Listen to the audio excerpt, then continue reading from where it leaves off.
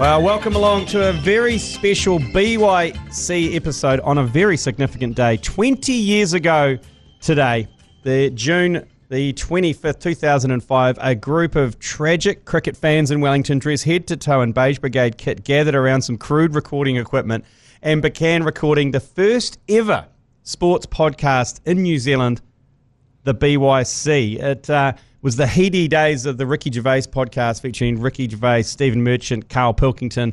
And the word podcast had only just been coined by the Guardian columnist the year before in 2004. So it's born out of the Beige Brigade fan group formed some 6 years earlier in 1999. The BYC is comfortably New Zealand's longest podcast series, sports or otherwise. So on a cold, wet Wellington evening in June 2005, New Zealand's version of Gervais, Merchant and Pilkington, Paul Ford, Kevin Sinnott and Jason Willich, I don't know who's who on that one, recorded the first ever BYC, supported by their crooner, Blair Sayer, who we'll hear more of later on. But to take you back to more simpler times, here's the original live recording of the very first BYC theme song from episode 1. God gave bat and ball to you, gave leg before to you, made cricket law for everyone. God gave bat and ball to you, gave leg before to you, made cricket law for everyone. Made cricket law. So I guarantee that those two gentlemen, Blair Sayer and Jason Willis, 20 years on, would not have thought that they would get played ever again, or that the BYC would still be going. But hey, it's a great pleasure to welcome along BYC OG Paul Stewart Ford and current BYC host Dylan Cleaver. How remarkable, 20 years.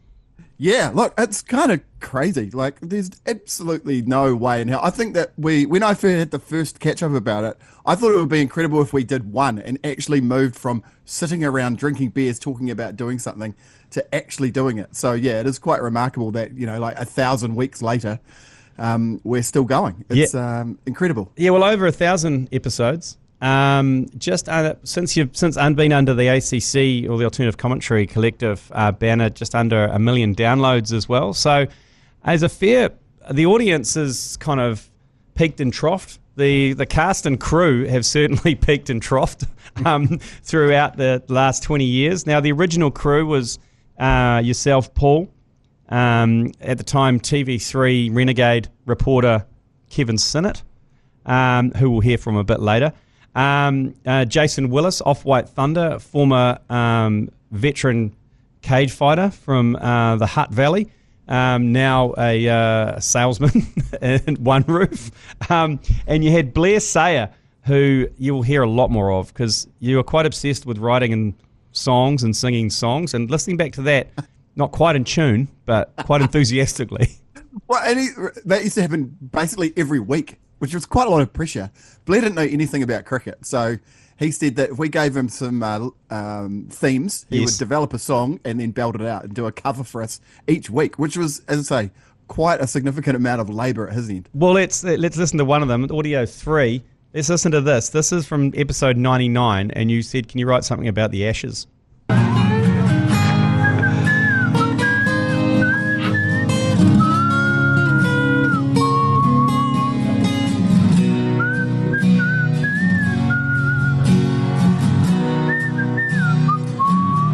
Good whistling.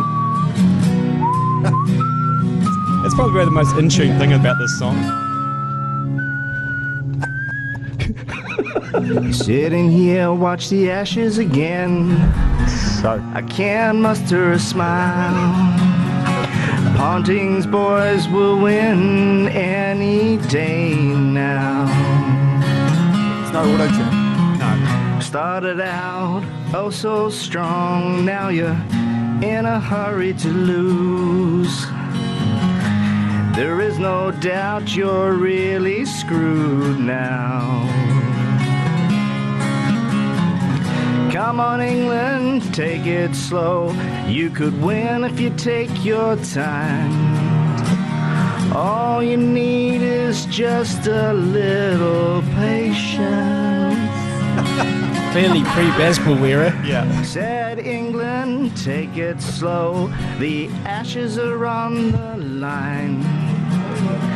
All you need is just a little patience.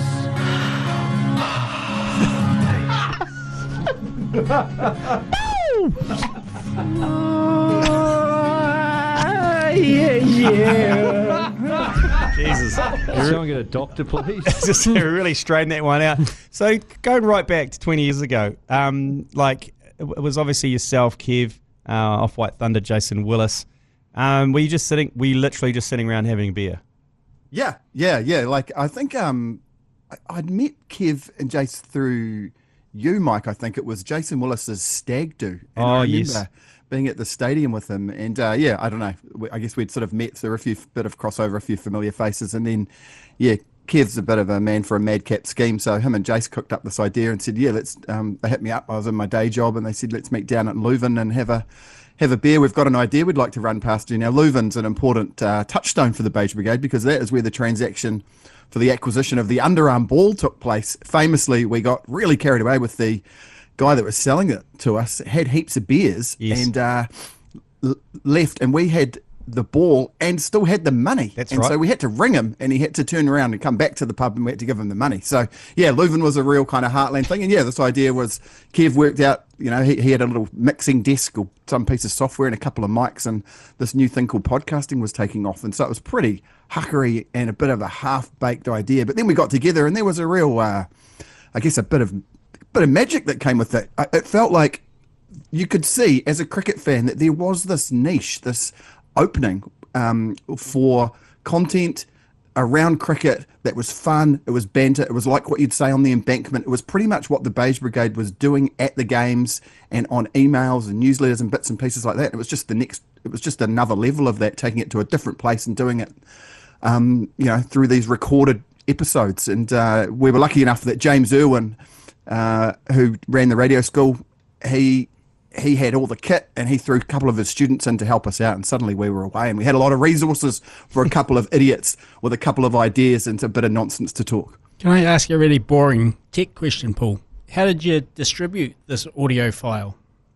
Yeah, that was tricky actually. I had to work that out myself. So we set up some RSS feeds and all that kind of stuff. So had to work out how to upload it into the right places, and then it kind of just magically happened. We didn't have any idea around the download numbers, nothing like that. We only knew that people were listening to it because they would, at the time, they would text the Beige Brigade phone or send us an email and just the banter would start. It was pretty crazy and a massive learning curve, because as you say, one thing's getting it recorded and onto someone's laptop. There's a whole other thing around getting it distributed around the world. Yeah, well, I remember because I wasn't in New Zealand at the time. I was based in London, and it was part of my regular weekly commute on the underground was downloading like quite a complex series of events to download that, because it didn't really have smartphones then either. So you had to kind of go onto the website and then play it off the website and then maybe download the audio file and listen to it that way.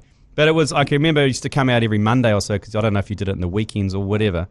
And I used to get upset that it wasn't if it wasn't there for some reason, like some idiot. That's right. A lot of times where you didn't record it. We used to do it on Sunday nights, but if someone was away, then we couldn't do it.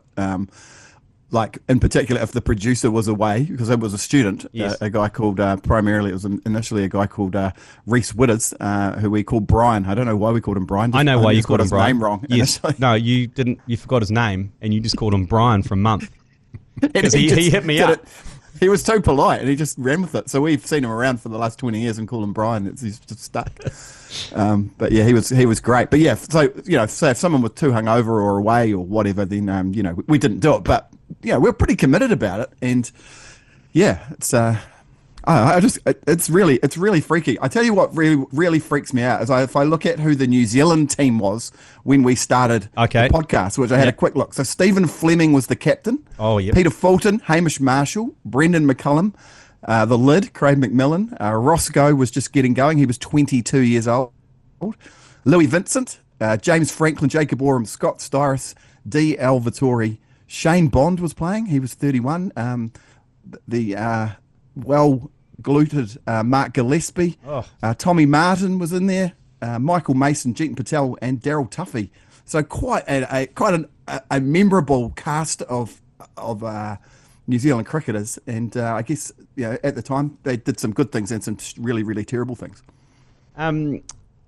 Because the word podcast really has only been trending in the last probably 6 or 7 years. There was good history that you gave there about the Guardian creating the word. I did not know that. Yeah, but it's only really become, because it was Ricky Gervais, I can remember back in the day, he had that one on the Guardian that you paid £1 for or whatever, and I think 1 million people downloaded it and he immediately made £1 million. But it kind of went into the wilderness for a while, podcast, and then suddenly erupted back into the stratosphere probably, I don't know, it would probably be 10 years ago, I imagine. Joe Rogan, when did that start? That started kind of 5 or 6 years ago, but it started to become a thing, and the fact that you were doing it 20 years ago is quite remarkable, and we have done research trying to find a New Zealand podcast that has been released earlier than that, and we can't. Like, if someone can prove it, and it's still running, let us know, because I would challenge anyone, if there's a podcast that's still running that was released before 2005, let us know.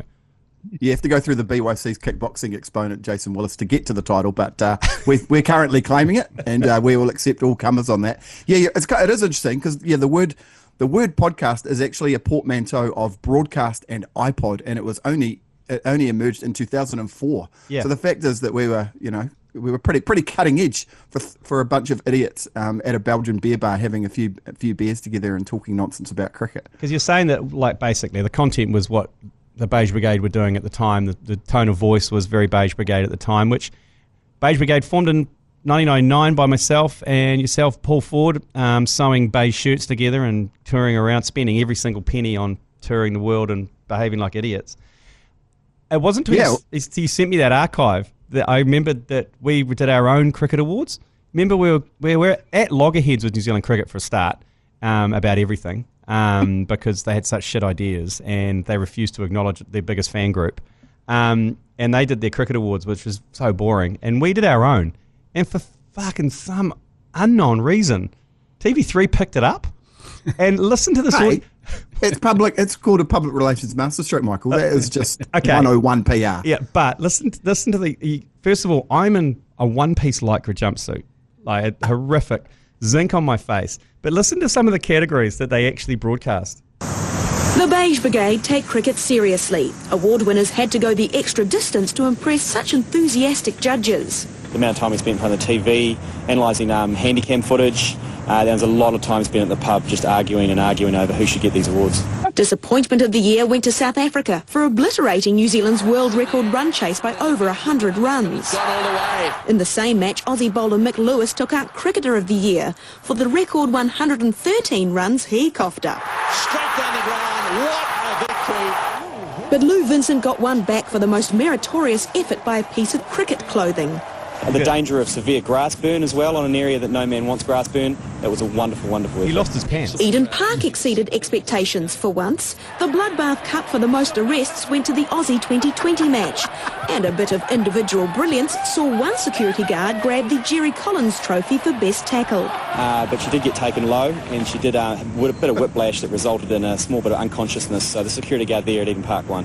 But Wellington was the ground with the stupidest rule, leaving 3 rows of seats empty to avoid crowd trouble. The Kiwis are born to throw stuff, so if we did want to throw something on the field, we could have thrown small child, anything across the 3 levels of seats.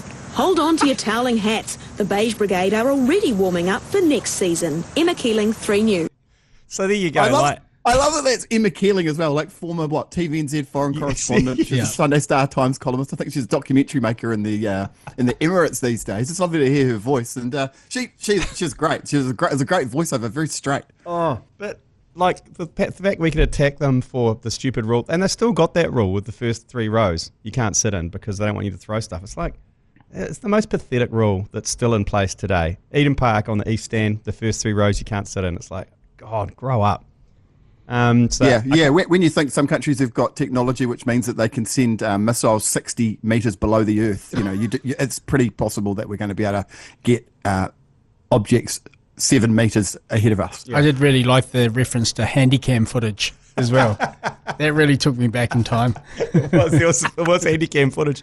And if you look at the video clip, at the end, they have a behind shot of me high-kneeing down the pitch and my ass just flabby ass jiggling in this one piece. Like Mark Gillespie. Yes, except Mark Gillespie's would have sat upright.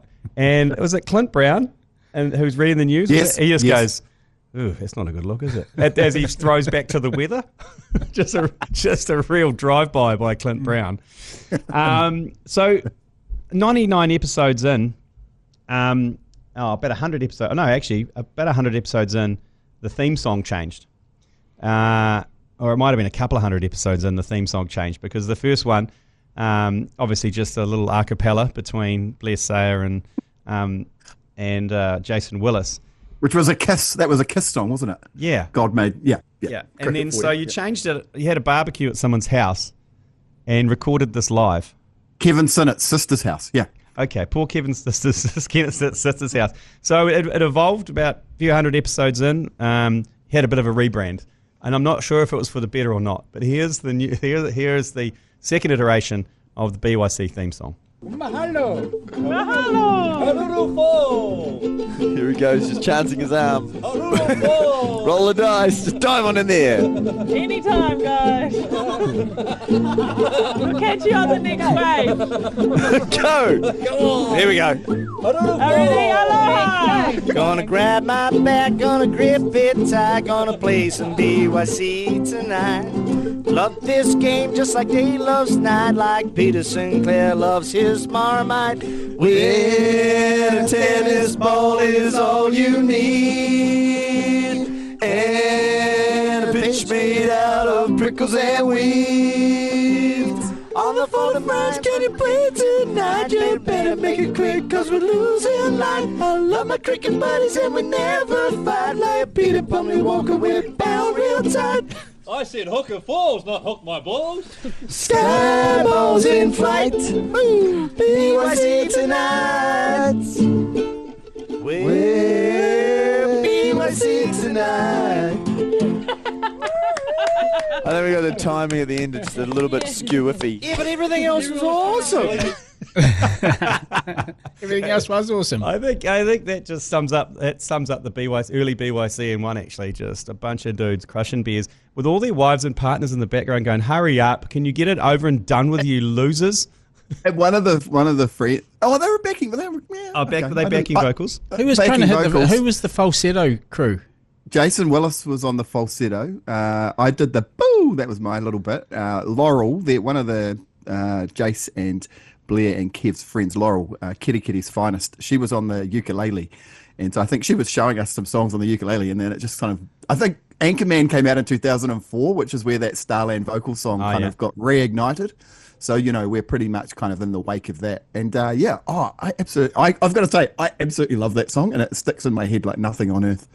Well, there's another song, because in 2007 Cricket World Cup, New Zealand made the semi-finals of that World Cup. I famously went to the final, booked my tickets to the final before the semi-final, thinking we were going to waste Sri Lanka, and I watched Sri Lanka play Australia in the dark in Barbados. It was money well spent. Some say it was a curse. It was the beginning of the curse. But here's another song from Blair Sayer, arguing the Black Cap supporter. So you got nothing coming through your headphones, mate? No. It's Brian. We got it now. Yeah. Black cap supporter, beige kit wearer. I'm just a black cap supporter in the heart of Jamaica. A local rum drinker, sweats like malaria. Stone on arrival, a cricket for survival. If you know your history, this is New Zealand's fifth semi. A final is what I came to see. Sitting in my coconut tree, I'm just a black cap supporter in the heart of Jamaica.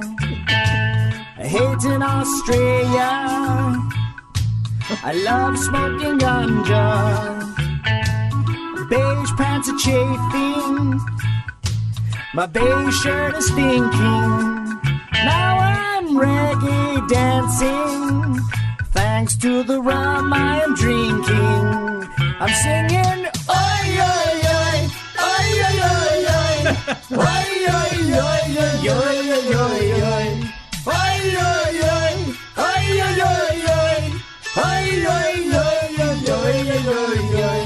Black cap supporter, trying to stay true.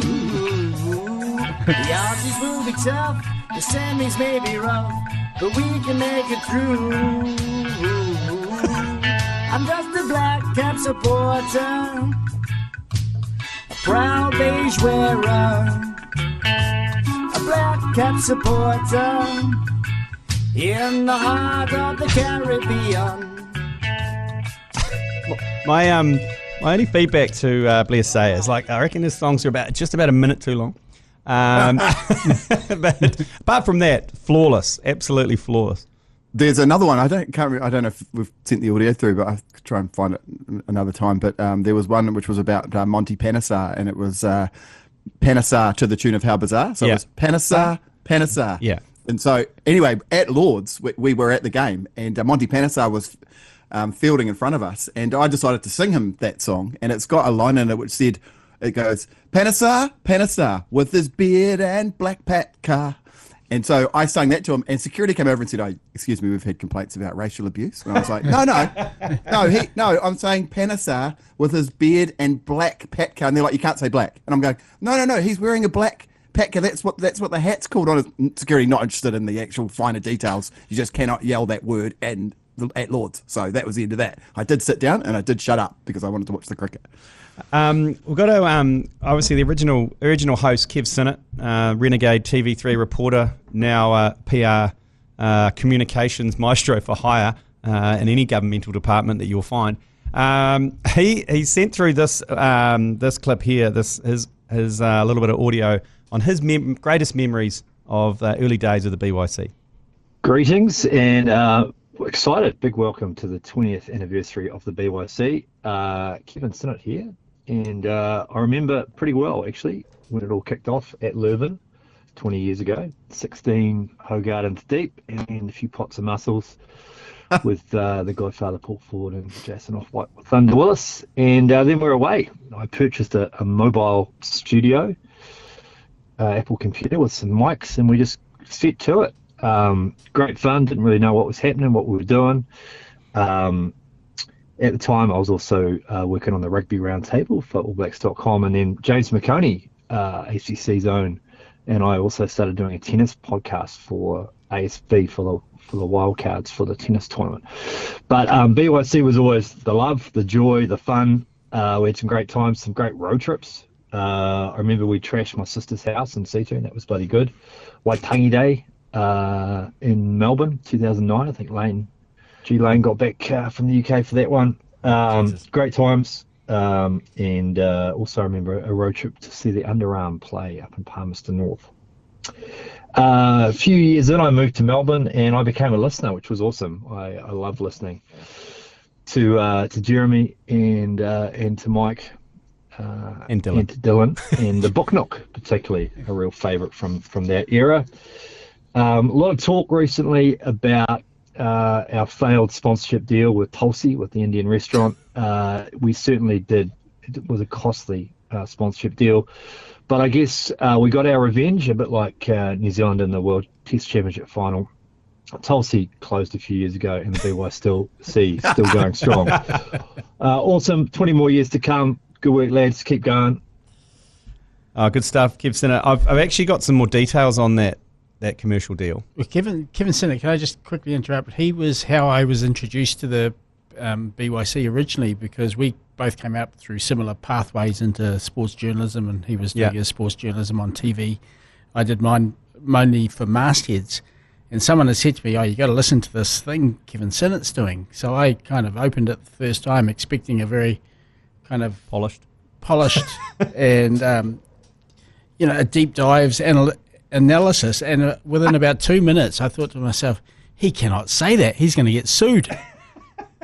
And I was a bit of a technophobe, so I didn't listen to it often after that, but that was my first impression, was these guys are going to get sued out of existence here. Hey, we're going to take a quick break and we'll be back. So I've got a detailed account here from Jason Willis around the Tulsi affair. So we'll take a quick break and we'll be back with that. So, according to Jason Willis, the great Tulsi first ever sponsorship of the BYC fiasco, this is, and feel free to dive in here, Paul, because this is according to him. Now, so it says here, getting together, this is according to Jason Willis, off White Thunder, getting together with mates to put together the BYC had already become the weekly highlight in the calendar. So landing our first commercial arrangement with one of Wellington's more famous Indian restaurant of the 90s and early 2000s felt akin to bagging the trifecta on Melbourne Cup Day. Calling it a commercial arrangement feels a little bit rich, and I'd love to say that its undoing was due to some shifty clauses in the fine print, had there been any print at all.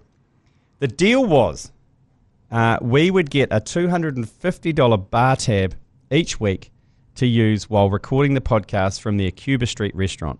Sweet. Or so we thought. First issue for us, not the restaurant, was that it was common for Kev to invite special guests and contributors each week, meaning we'd often spend significantly more than the bar tab every week. Still, a $250 discount on our tab felt like a win. Second issue, again, for us and not the restaurant, was that the staff got overly familiar and would often end up being Uber drivers, ferrying them home to far-flung corners of the capital late on a Sunday evening. That is true. That is ridiculous, but true. Yeah. You would drive the staff home? Yeah, some of the young Indian guys. Yep.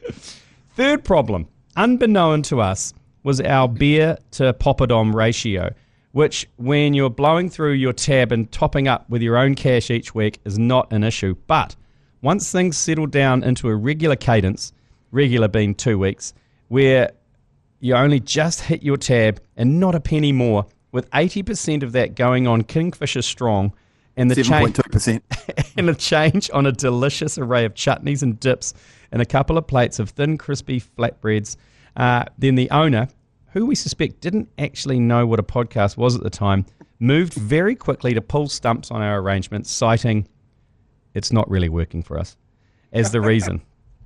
The hard cost of a few too many 7.2 full-bodied Indian lagers, the more likely the cause. There you go. So is that a pretty accurate description? Yeah. Well, as we say, we are definitely the first podcast in the history of the world to lose a commercial deal for not ordering enough naan bread and poppadoms. Too many kingfishers, not enough curry. So I asked Jason Willis for a bit of an oral recounting of this. This is his attempt, okay? This is his attempt at leaving a piece of audio. This sums up him in one, I think. Hello, gents. Off-White Thunder here. Congrats on the BYC's 20th web anniversary. I was going to say wedding anniversary. Good start. So good that podcast about cute. Hangs up. That's it. That is it. That is the contribution from Jason off White Thunder. He didn't try to reload it all? He got distracted, he reckons, but I think that's as good as it's going to get from him, unfortunately. It sounds like he might have had a few still on those Kingfisher 7.2s. I don't know that he is. He does a lot of CrossFit these days, so I don't think that's on the meal plan. Is his marriage okay? Because most people who do CrossFit, it tends to go the other way. Yeah, it looks good to me. I think they've just been to the Cook Islands, Aitutaki. So, yeah, pretty good, I think. Yeah. Some other correspondence as well. So, obviously, I think the BYC still remains, even within the ACC, it gets the most amount of correspondence in terms of people taking the time to craft an email or craft a story and send it through. And over the years, you've had quite a number pull forward, the regular correspondent being one. Yeah. Oh, we definitely have. I mean, we've had to issue a warning that the emails need to be a bit shorter because people really get stuck into their ideas and theories. So that's the first thing. But there's a guy, the regular correspondent. He's been absolutely sensational. He's a very prominent accountant in Masterton. But love hearing from him. And he's been accountant in Masterton. I don't know. There's probably not too many, so we've just identified it. He's been there through thick and thin. There's a guy, Ian Dodson, who, like you, Mike, one of the OG Beige Brigade boys, and he used to listen on his bike, I think, biking in and out of work. There's a guy called Muzza Barron, who sent us 1,000 emails. We had a guy called Mark, the Coke rep, who you're talking Coca-Cola. Coca-Cola. Oh, okay. Yep. And when we did I think it was our 100th episode. I think he organised his sales call so that he was in Wellington on the day, and he actually came in, sat in the studio. We went out for dinner together. He was a bloody magnificent bloke, and he made a trophy for us. So he's an absolute legend. We had this really odd guy that used to email called Exceli, the Titan, who was from Finland. Presumably Finland's only cricket fan from Finland, who was actually Finnish, and God, he sent through the most obscure emails. We had there's a guy called Doc, DOC, who emails us regularly, and then we get into people like Andre Adams, and I just think I love it when Andre Adams sends in emails and corrects stuff that we've said about him. Like Dylan famously a few weeks ago said that Andre Adams had slagged off Kane Williamson, and we identified the exact game and went through the LBW decisions and so on. And I love that kind of stuff. But I know Dylan, we've also had a very famous former Kiwi wicketkeeper and raconteur who's been a regular correspondent over the years as well. Yeah, so friend of the show, Tony Blaine, emerged with some pretty off-piste takes on cricket. Was that when myself, yourself, and Jeremy Wells, because they're I think he had a thing for Jeremy. Yeah, I think he did. A lot of middle-aged men do, particularly from the South Island. And he is from Motueka. Yeah, have they bring out the kind of inner kind of homosexuality tendencies with Jeremy. But I mean, this was a period where, Paul, I think you were moving about cities. You just had some young children, and the BYC, we've said, well, we'll take it on for a couple of years.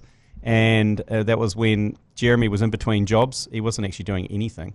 I happened to be at a radio station mucking around, not doing much either, to be honest. And Dylan, you were at the New Zealand Herald. I was head of sport then. Yeah. A short and ill-fated stint as head of sport then. Yeah, that's right. And and so we took on the reins for a couple of years. And I think that's when Chill took a liking to, and I mean, we were collateral damage in most of his correspondence, to be fair.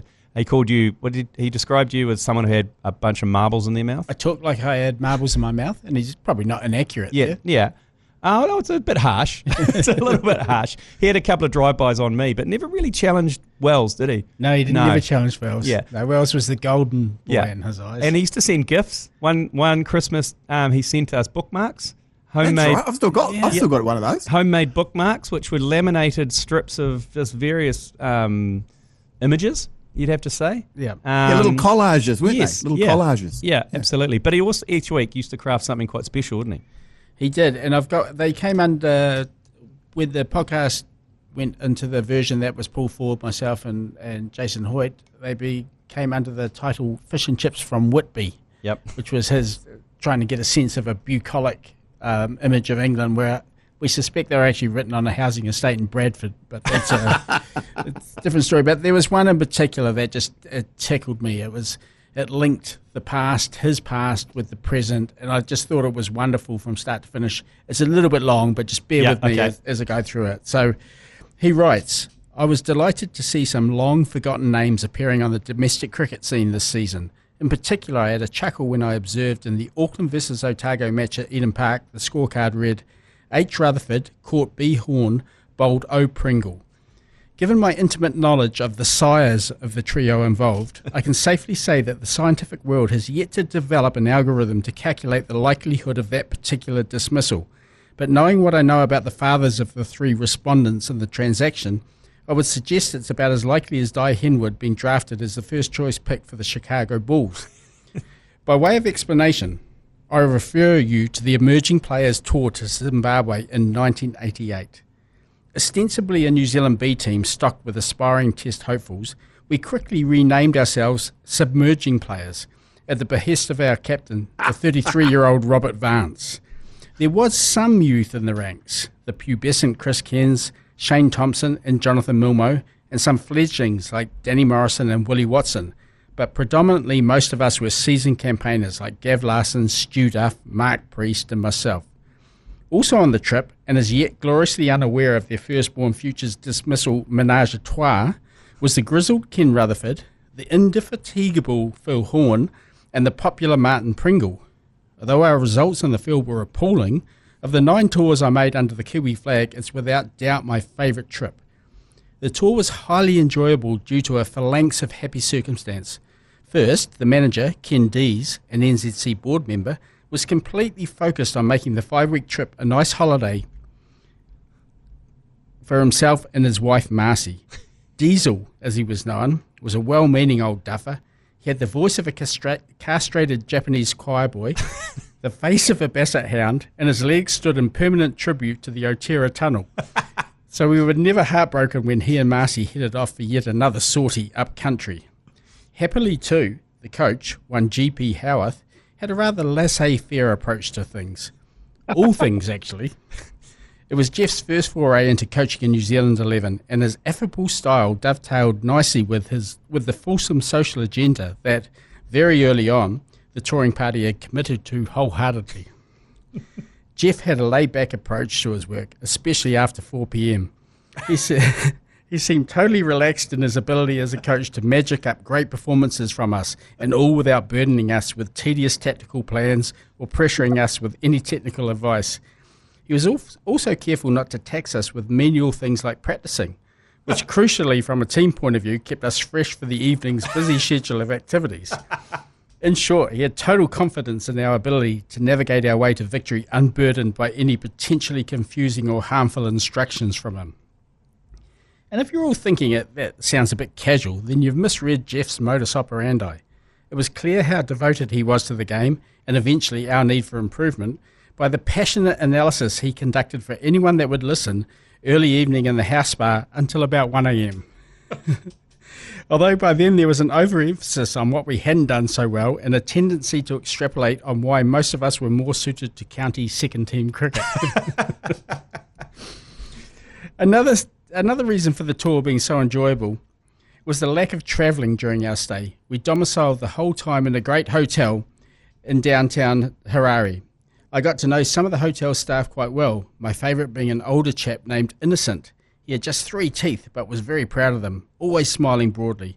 Innocent taught me some rudimentary Mashona phrases, which unfortunately I didn't master too well because every time I uttered them to the locals, they chased after me, screaming loudly and throwing things.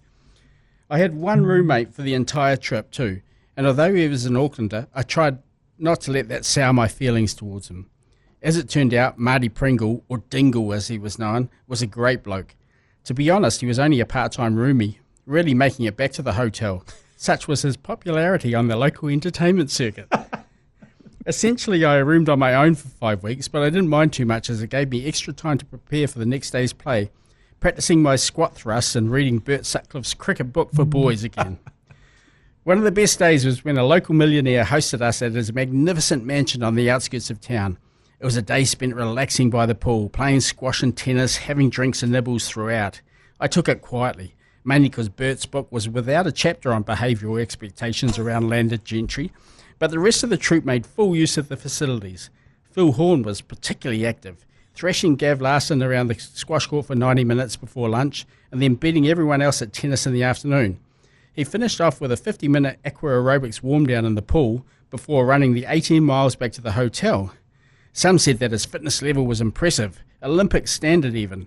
I just thought he was a fucking show-off.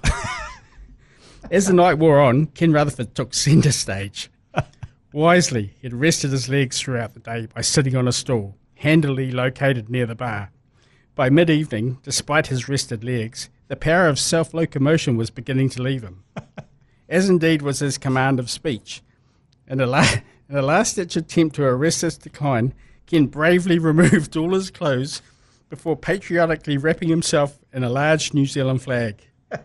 He then began to encourage any woman that he could blindside to step through the veil of fantasy.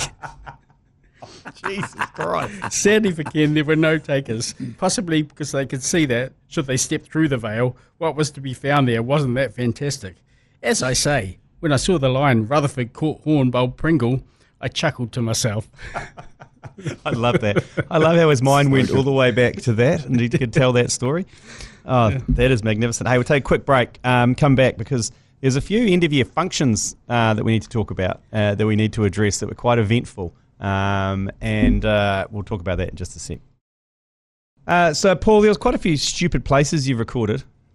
this podcast, because I mean, I suppose the beauty of a podcast is you just need some recording equipment, a couple of mics, and you're away. Well, you say that now, but yeah, it proved to be quite problematic at times because you'd forget one little knob or plug or something, and you'd be absolutely buggered, and you'd try and plug something else in and it wouldn't quite work. And no, none of us are sound engineers, that's for sure. But yeah, we've definitely done a few, Indian restaurants is the obvious one, but lots of pubs, and then recorded this magnificent podcast, and it literally just sounds like for 300 people in a pub talking. So yeah, we've definitely done that. Balconies, I remember hotel balconies were quite good, and you'd get sirens and all that kind of stuff in there. A few parks, that kind of stuff. You had to run quite long extension cords. Yes. So yeah, I mean, it was quite, we were quite ambitious, I think. We did definitely do a couple that sounded like they were underwater. And we just chucked them out anyway because people would say we get more complaints if we didn't put one out than if we put one out that was shit or that no one could hear. So that's just the way it went. There was a 2-year period where it was on Crick Info, and they housed the BYC podcast on Crick Info, and there was I think they paid $100 US a podcast. Was that sound about right? Yep. It was myself, Dylan, Jeremy, and you'd be on every now and then, Paul, and it was for about a 2-year period, and we basically banked that money and would spend it on an end-of-year function. Yes. And the first function was in the outer oval at Eden Park, and I think we tried to record a podcast there, but it failed. Didn't quite work, did it? Didn't work. It was just wind and traffic. Yeah, wind and traffic. But the next year was potentially one of the most eventful end-of-year functions of all time. We decided to go to the New Zealand West Indies test match in University Oval in Dunedin. First test of the summer. We decided we'd pull all that money together, book flights, accommodation, tickets and everything. And started off strangely because we took an early morning flight on the day one. And it was me and Jeremy flying from Auckland. You were flying from Wellington, Pearl. Yep. And Dylan sent a message to us saying, "I'm not going to be on your flight, guys. I'm already down there." And Jeremy and I were like, "That's a bit weird." And then we get to the airport, and there's the Herald newspaper outside the big headline that they have on the print, and it just said, what did it say? Cairns outed as Cairns hadn't been named yet. It was 3 New Zealand stars in cricket match fixing scandal. Dylan Cleaver above it, and we're like, oh god, oh shit, he's already down there. What are we walking into? I was straddling 2 very different worlds at that time. Yes, and then we get on the plane. Wells and I get on the plane. The 6:30 to Dunedin. We're about 5 minutes from takeoff, and we get struck by lightning. And probably the most terrifying aviation incident I've been in, when the whole plane bang, you could see it, and the captain was like, "Okay, we're going to turn around, burn a bit of fuel, and then we're landing again just to check if there's any damage." Land again. Pilot's like, "Oh, engineers are just having a quick look at the plane. Hopefully we'll be back in the air in just a matter of moments." And then 1 minute later he goes, bad news, Essington, this plane's not going anywhere. Because obviously it's fuck. And so we fully Gary McCormick and barged into Kairu Lounge and started burying beers like we've got a second life. Anyway, we eventually get to Dunedin, and we get to the ground probably an hour late, I think. By this stage, Jerry walked in with a chili bin with I don't know what we were thinking. It had a bottle of vodka in it and a bunch of mixes and some fruit. And an old guy at the front goes, "Can I have a look in your chili bin?" And he goes, "Sure." Opens it up, and there's just a bottle of Smirnoff. And the old guy just looks up, closes it, and goes, "Good on you. Drinks are a bit expensive now. Just take care, would you, boys?" And we're like, okay. We just walked straight in. We're like, this is going to be a weird day. And then seeing Chris Cairns get marched across the field, striding across the field, out the gate and gone. Dylan Cleaver is there, I don't know. It's half hiding, half people are like, where's fucking Cleaver? Because he's just dropped the biggest cricket bombshell in New Zealand history. Because Cairns was commentating for Sky Sport, wasn't he? So he was there. So he left early to go and be with his family. Yeah. I had to go and try, because by that stage I'd mentioned that 3 New Zealanders were being investigated. Pretty sure I knew who they were. In fact, I did, but we didn't have enough to print the names.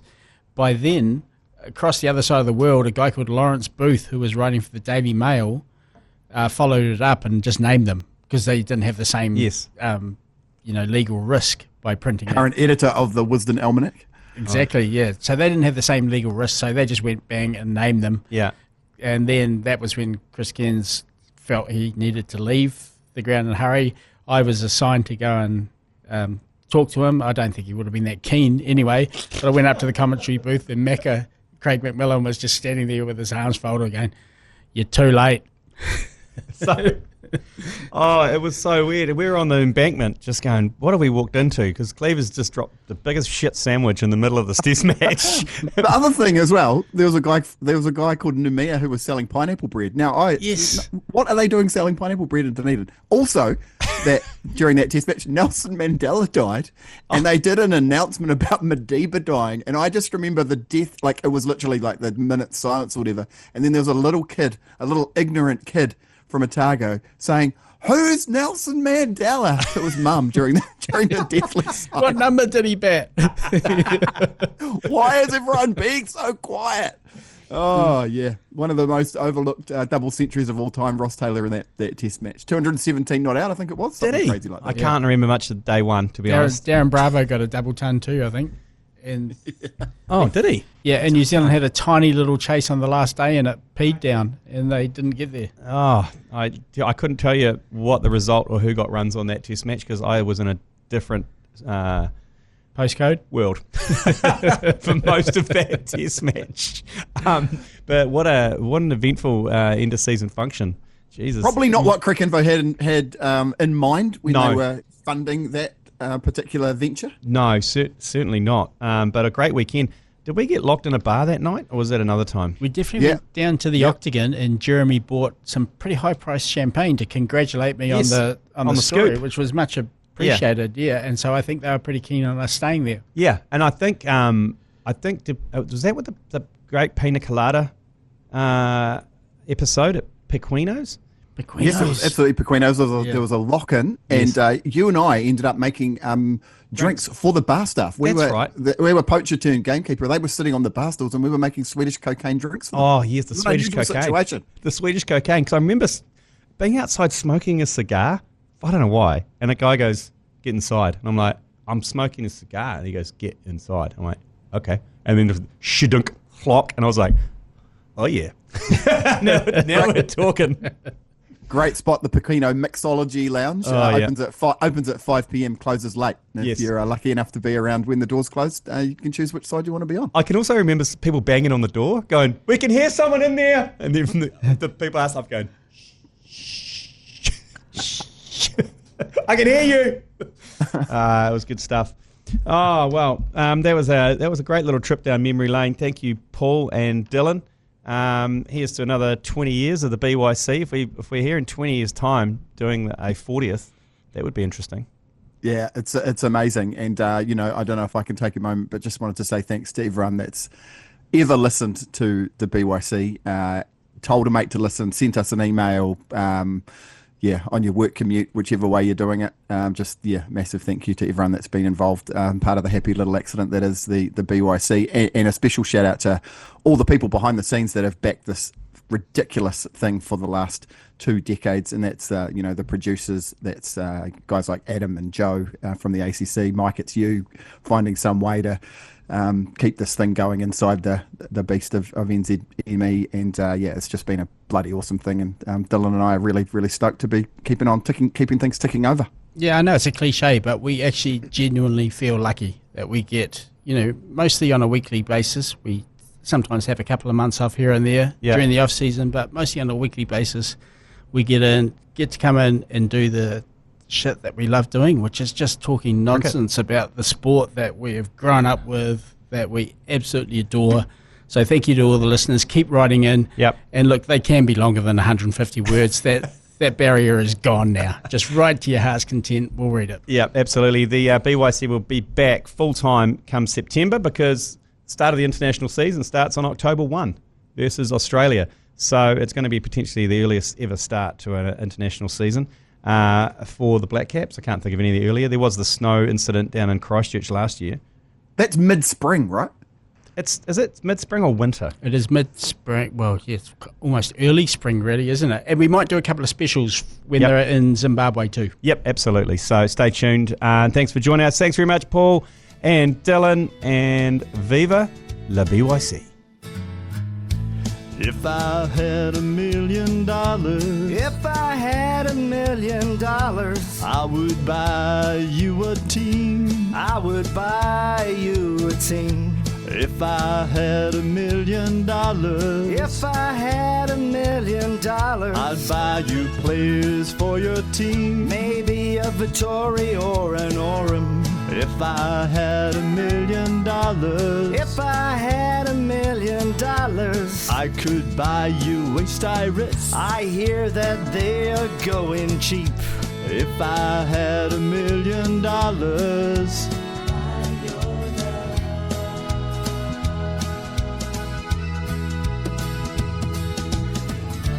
if I had $1 million, I'd get Vittori to play in your yard. If I had $1 million, for $6.25 it shouldn't be that hard. If I had $1 million, maybe we could also get Fleming. Well, of course we could. We'd have enough change. Yeah, and we could dress him up like a donkey. Maybe we could play pin the tail on the donkey and the drinks break. Yeah.